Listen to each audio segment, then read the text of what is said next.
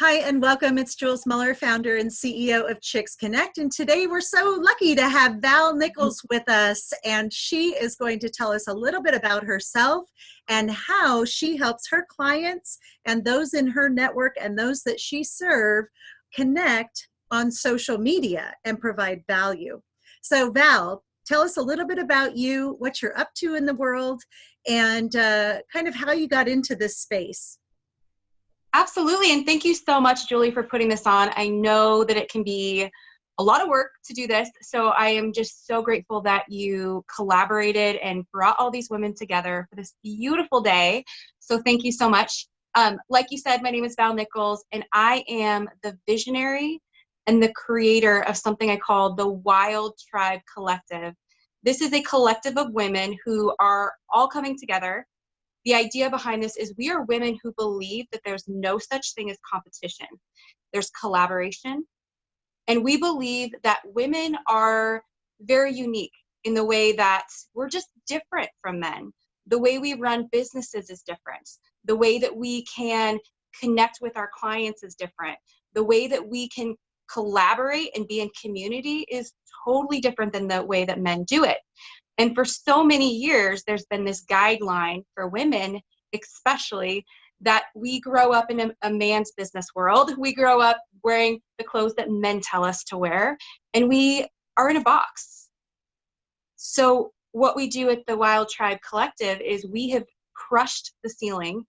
We've broken away the boxes, and we've decided that, hey, who we are, what we represent, what we believe, is powerful. And if we can collectively come together as one voice, then we can change the world. Let's just be honest, right? The future is female. Honestly, at some point, I think they said by 2025, women are going to control 85% of the income in the world. That means, oh, I can't hear you.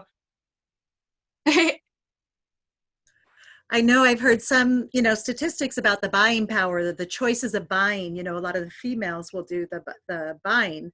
And so that's really the market you want to speak to. So you have a perfect market that you're bringing together, which is amazing. Now, tell us a little bit about where you're from and a little bit about your path there. So I live in Redmond, Oregon, just outside of Bend, Central Oregon. Whoop, whoop. I am here. I've been here since 1996 originally. My mom moved us over here right before I was in high school. And then I traveled quite a bit. I had a very successful marketing business in my 20s, and I was hired by huge names like Dr. Pepper Cherry. When they first released, I traveled all over the Northwest distributing that product. I also worked for the Lance Armstrong Foundation, helped create the brand around the Susan Komen Foundation, as well as Nike, Kia. When the Soul came out, we did a huge campaign for that. And that was I did the Northwest portion of that. So I did travel around quite a bit. And then after spending a while in Seattle and Portland, I realized I didn't really like the rain so much. So I came back to Central Oregon and I'm married now. It is just the best place to live. I love that. And I can totally relate to the weather. I was in Portland, I'm born and raised in Portland. I married somebody from Bend. And so when we lived there raising our family, I just loved the sunshine of sunny Central Oregon. So yes, I could totally relate to that. Well, you talked a little bit about some of the challenges that women as a whole have experienced. What specific challenges as you're meeting people face to face, or like you mentioned before we started recording, you have some clients that are in all parts of the world. What are the challenges that you find that they face as it relates to, sharing their message or coming together on social media and really marketing their business? Absolutely. That's such a great question. So I'm a success coach for women. And what that means is that I work with women who are ready to break out of the limitations, to a lot of times crush that ceiling that they've hit in their businesses, where maybe they're making, $5,000, $10,000 a month, but they really want to increase and make more. And with every single level, it doesn't matter where you decide to become successful, because success begins at all stages. That woman who's just starting out in her business, maybe it's the woman who is still at her corporate job and realizes that she's made for something more than just making a paycheck. So the women I work with, it's almost exactly the same across the board. I have clients in the UK, Australia, West Coast, Canada. I have one client who's in Costa Rica right now. She doesn't live there, but she's staying there for 6 months. And no matter what, there's always these common things that happen. One, first, she goes through a phase where she doesn't believe that her message or she is worthy enough to step out into this calling. Then once she does, she's faced with this fear of being made fun of, you know, because we're tribal people. We are meant to be in the, you know, our tribe of people. So what happens is we fear that if we put something out there, if we do something and we're not accepted, we fear that we are going to be rejected and alone. So a lot of women face that. And another fear could be when they start putting themselves out there and sharing their message with the world, putting their business out there, because it's so scary to do that. It's like your baby and you want to keep it all safe and warm. Then we face something with, especially here on social media, we face so much criticism, and there's people out there who can sit behind their phone or their keyboard and type out a mean message and not even care about how it's going to be taken. And a lot of women will take that kind of stuff to heart because they may not have that frame of reference yet, that it's not about them. Mm-hmm. And imposter syndrome, huge. Almost every single woman I work with, whether if they are a coach on Facebook, or if they are a health coach, or if they are a real estate agent making $300,000, every single one of them has this fear that the imposter syndrome police are going to come knocking on their door and they're going to say, "Gotcha, you're a phony. Time to turn in your badge." And so you talk about, or you shared in your speaker reel, just about being authentic in the sales. And so is that kind of what you mean by the imposter syndrome? So talk to us a little bit about that. Absolutely. So I believe that every single woman out there, I don't care if you are selling shakes to lose weight. I don't care if you are selling homes, if you are a coach, if you're a consultant, if you're in a corporate job, each one of you has this reason, a unique why you're doing the thing you're doing. And a lot of times, most of the time, what I hear is, I just want to help people. I have a passion, I have a heart, I want to help people. I want to make a difference in the world. I want to do something bigger than me, which are great. But what I encourage women to do, what I work on with my clients, is digging deeper into that why. Mm-hmm. And for myself, because I never teach anything I haven't done myself, because I can only teach from experience, right? Can only share what I have experience with. I was shocked. I mean, I remember when I was really digging into my why, and I was sitting down trying to figure out, why did I become a coach? Because I started out as a life coach, and that developed into like success and business coaching. And I remember that in 2012, my mom was going, she suffers with severe mental illnesses, and it's been my entire life. And so it was very confusing. It was very, very weird growing up. You know, nothing was predictable. Nothing was, you know, the type of place where you don't really bring people home because you're afraid of what might happen or what's going to, you know, what might come about. And I remember in 2012 sitting in the emergency room with my mom, and because what she had going on was not visible, it was something internal, that we sat in this room for 6 hours waiting for a doctor to see her. And I remember just seeing the pain in her eyes, and this thing unfold, and realizing that if someone would have been there to tell my mom when she was my age that she had a voice and she could be who she was, and that's okay. And it's okay to be whoever she is, whatever that looks like, to just fully embrace it, and that she has a choice. And I was like, I want to be that voice. I want to be that person. So see how much deeper that why is than when I first started out. I'm like, I just want to help people. Yeah. Right, right. Well, you can understand your path as to, what it is that you're doing today. Right, right. So what are some of the solutions that you offer people as far as increasing their sales and using social media in an authentic way? Yes. So with that, the story piece of it, people sometimes forget, the whole world of social media is so disillusioning. You're on Facebook and you think like, well, how many times should I post? What should I post about? Should I put the cute cat picture up there? Should I not? Should I post about my kids? Should I not? Should I share something deep? Should I not? It's so disillusioning because the problem is you're going to see people out there telling you to do this and this and this and this. And a lot of times, bless our hearts, this is what we end up doing is we'll see someone out there who's marketing themselves on social media and we're like, ooh, that worked for them. I'm going to go try that. And then we'll see something else, maybe like Tony Robbins and Dean Graziosi did this amazing thing and made $4 million in like 2 hours, right? Ooh, I want to try that. Well, and so what ends up happening is we're pinging back and forth, essentially throwing spaghetti up against the wall, trying to figure out what's going to stick. And what ends up happening in that is your message gets so diluted because now your audience who's watching you is like, wait, was I supposed to do this or was I supposed to do that? I'm so confused. Now I don't even know what she's doing. I don't know what she's about. So what I believe is, a lot of what I teach my clients is getting really deep in their purpose and their why, and then sharing that message in an appropriate way because you don't have to share everything. I don't want anybody to hear me say that because you don't have to share everything. You don't have to share the personal parts of your life. You don't have to share anything.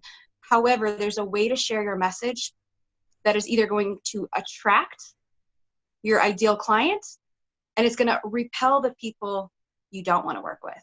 Mm-hmm. Because a lot of people out there in the social media world, they pull back. They'll pull back because they don't want to offend. They don't want to make someone upset. They don't want to say something that someone's going to disagree with. And I kind of push the opposite. I say, do it. Create that. Because when people know who you are and what you stand for, and you're clear in that, then your ideal client is going to come to you. I don't even, there's a lot of methods out there like cold messaging and doing all these things. I don't do that. And I never have. And my clients they come to me. I have people come to me who are like, I've been watching you forever and you're it. I want to work with you, and I may or may not even know who they are. So a lot of what I offer is just, that piece of digging deeper into your story.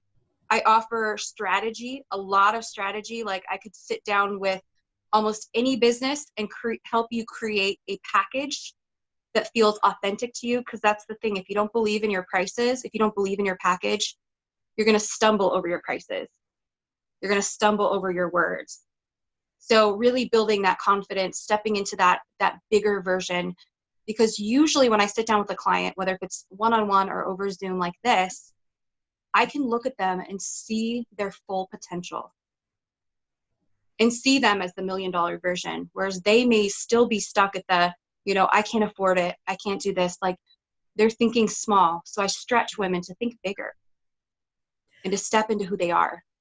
I know one of the biggest challenges for me was in the transition from being an educator, so like a traditional job. I was a teacher, and my clients would just show up every day, because that's what they were supposed to do. The bus would drop them off, and then once a month I would receive a check.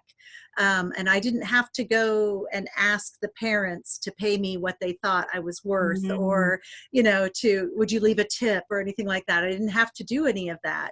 And so one of the biggest transitions to being in the entrepreneurial world was putting value on my products and services. Sometimes it's easy because, this is what this costs. But when it's you providing a service, that's where probably the people that you work with, where you're seeing all that value within them, and they might have a hard time. But for me, the best thing that happened was when I met with another person in my industry, and at the time it was organizing, and she told me what she charged.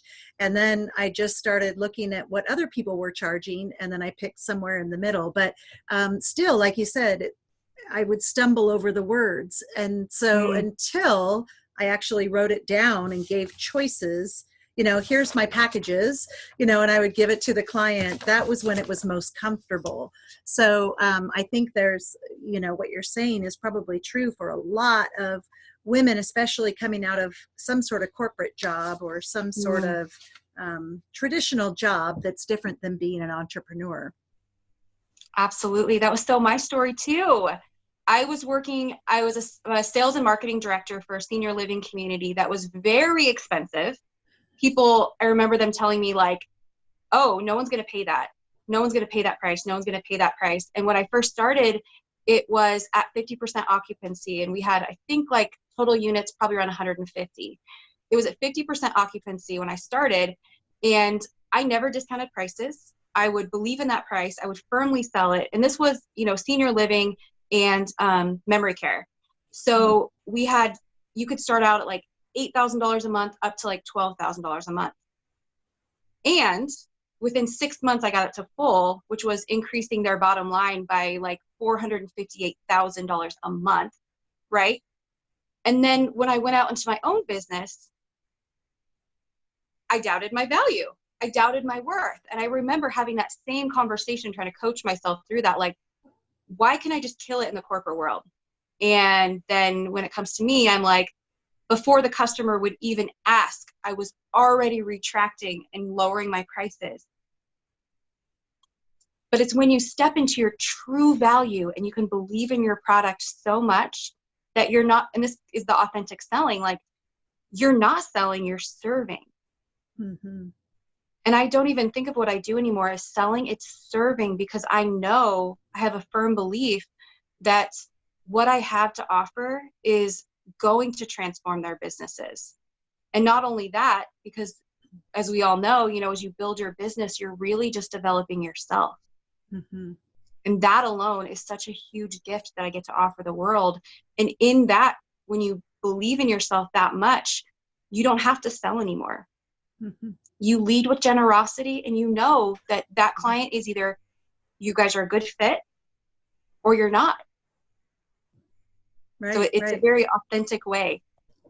And so how would you then transition that onto social media and expressing that so that you can build that clientele and make more sales by being more of service? Absolutely. I would say the biggest key is to just be real. The world is craving so much authenticity right now.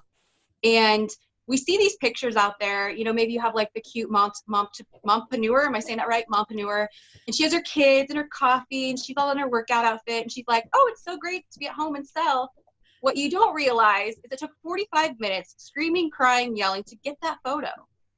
What the world is craving is true authenticity. I know earlier this morning, I jumped on it around 9, and you guys were talking about like stories and, selfies and things like that. And that's true. People are wanting those stories because it's real, it's authentic.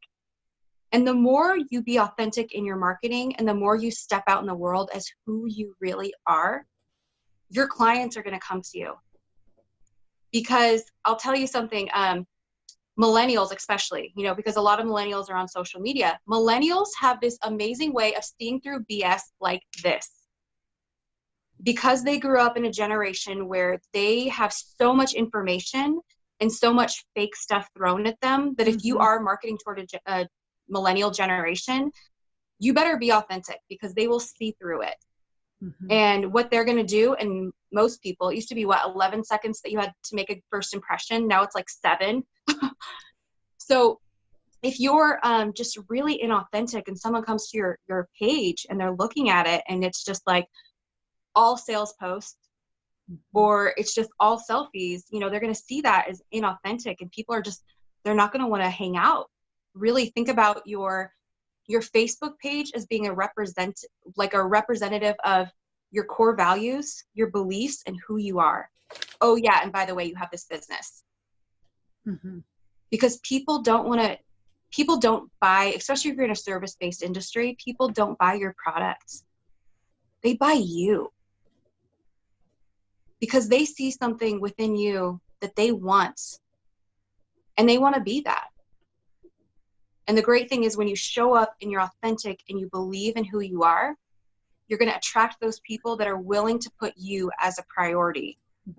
Because we've all had those clients who don't want to do the work, right? It's just like, can we hire someone to work out for me? Yeah, right. I don't think that's I get going the to happen. calories on, and Yeah, exactly. Yeah. Well, so what are some other strategies that you use to engage on social media, and so some strategies, but also what are your favorite platforms? So as a coach and as a global coach, I'm asking like 7 questions at once because they're all flooding into my head. That's authentically who I am. I have 17,000 questions at once. So as a global coach, I know a lot of the listeners, either on live right now or watching the recording of this, want to know how to expand their business globally. So let's start with that question. How do you acquire and make sales across a global platform? Which of the social media platforms do you use? I primarily am on Facebook. I've realized because my specific niche, my clients are anywhere from 34 to, well, I should say my algorithms, like my metric system says 34 to 56. However, I have some women that I work with that are in their 60s as well. But I guess like the main people who follow me are that age. So I've realized that, Instagram is not the best use of my time because that's the younger people. And I originally thought I was going to work with younger women. I thought I wanted to work with women coming out of college who were ready to start their careers. However, not realizing that, for me, I've been on my own since I was 16 and climbed my way up the corporate ladder, right away. So not every woman's there. Not every woman is as driven as I am or you, I see it. Not every woman is as driven as the women who are in Chicks Connect. And I realized that, my market is the older, I don't want to say older, that seems so, but it's not the, 20-year-olds and below. So Facebook is the best platform for me, for sure, because that's where my market is hanging out. And I use that. I try and use LinkedIn. However, I found that most of LinkedIn is just like people inboxing me, asking me if, they can help me with my strategy or whatever. And I'm like, obviously you didn't really read my profile or whatever it is. That's gotten a little bit crazy, but I think that Facebook there's always that scarcity in those rumors that Facebook is going away. I don't believe it is because they're very smart. They're very tactful, and they own our lives in a way. This sounds crazy. They own our lives in a way because they have our memories. So I do not believe that Facebook is going away at any time. I think they're going to always be changing the algorithms. And speaking of that, right now, the biggest algorithms are in groups. So if you're trying to grow an audience and grow people that are going to be your raving fans, groups, absolutely. Create a group. Create your tribe. That's what I say. And that's huge too, because that's a great place in your group to, I encourage the women I work with to do that, because that's the first place where you can practice really tapping into your authenticity and start sharing a little bit about you, because it's scary to put yourself out there in the entire world. But if you have this group of women who love you and support you, just like in Chicks Connect, right? Then you have that safety where you can start revealing a couple things. And it's like, we're all of these icebergs, and a lot of times all you see is the very tip. But when you start dropping down that water level and revealing more of who you are, you create even deeper connection with your people, with your clients, and you get a bigger, broader story to share with the world. Great.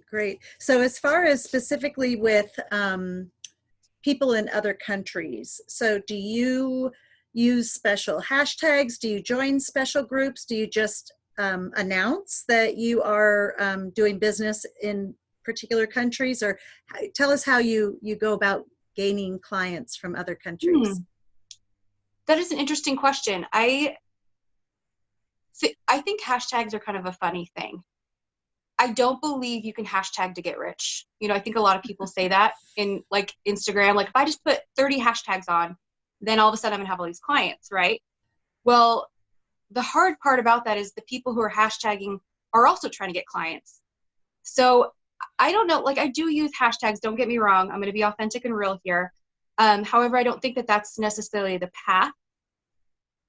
And that's interesting. I don't really have an answer as far as how I got those global clients, because what I did was I just started going out and like, you know, I created this group. This was in February of 2018 when I rebranded my business.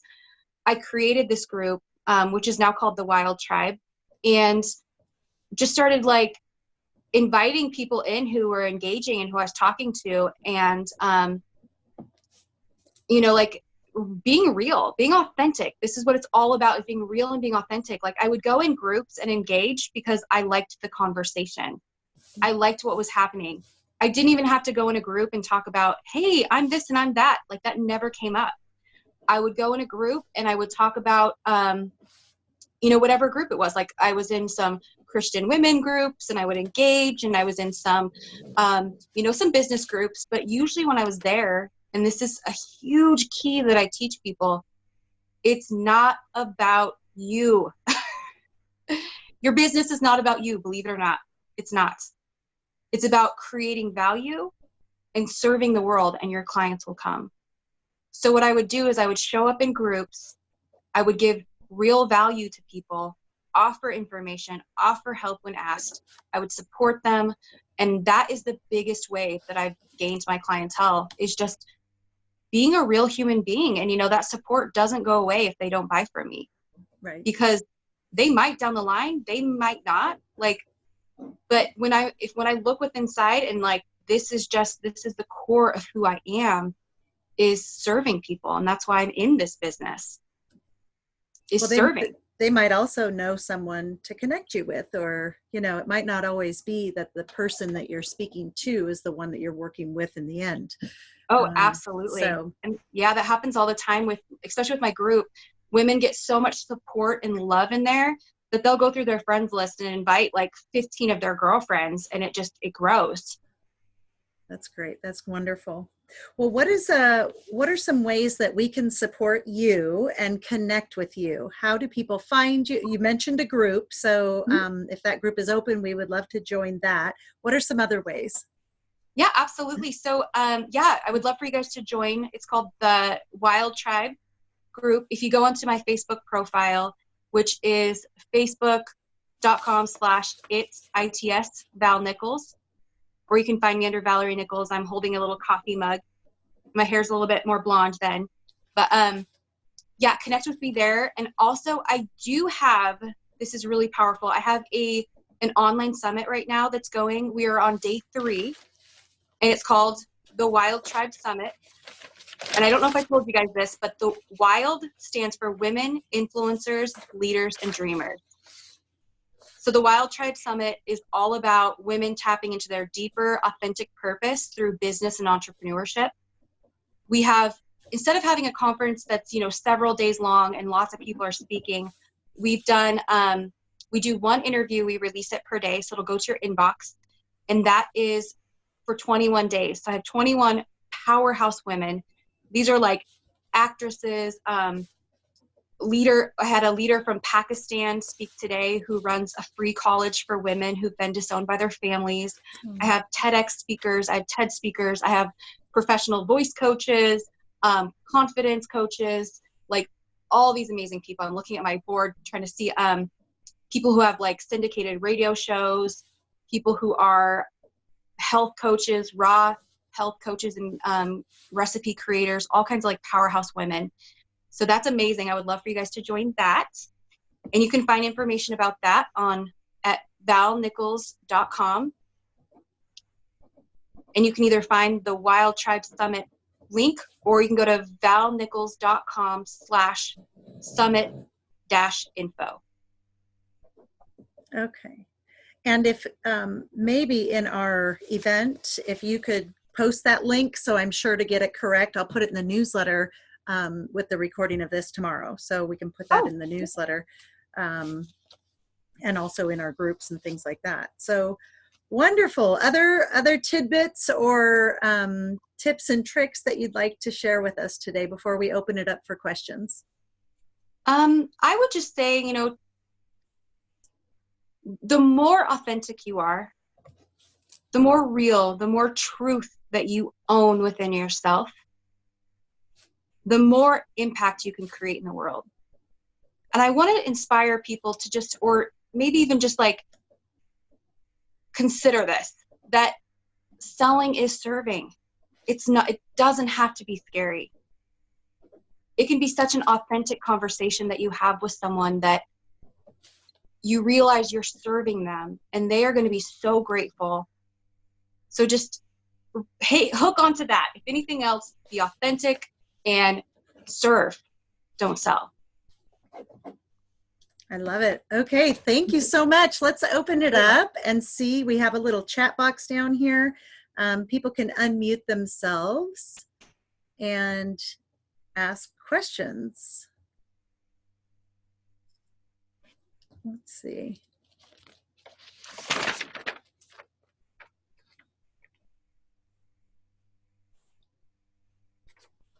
No questions at this time. Well, there's definitely the opportunity to ask questions, I'm sure, in your Facebook group, if they think of them. Some people have been on with us for the last 6 hours, so they might be, yeah, so they might, maybe they'll think about their questions, 5 or 6 hours from now. That's what happens to me.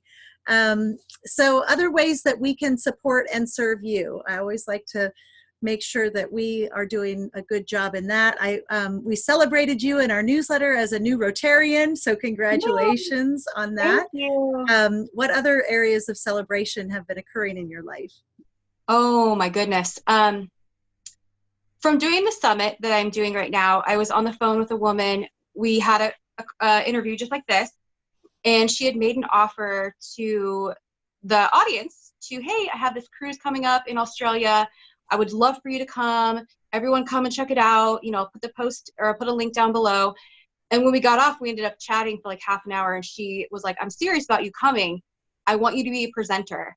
So yeah, that's official now that in April, I will be on an 11-day cruise that starts in Sydney and then has a couple ports stops. And then it goes to New Zealand. So I'll be on an 11-day cruise in being a keynote speaker for that. So wow, that's huge. That is huge. I'm all goosebumpy. Yeah. I'm all goosebumpy. That is awesome.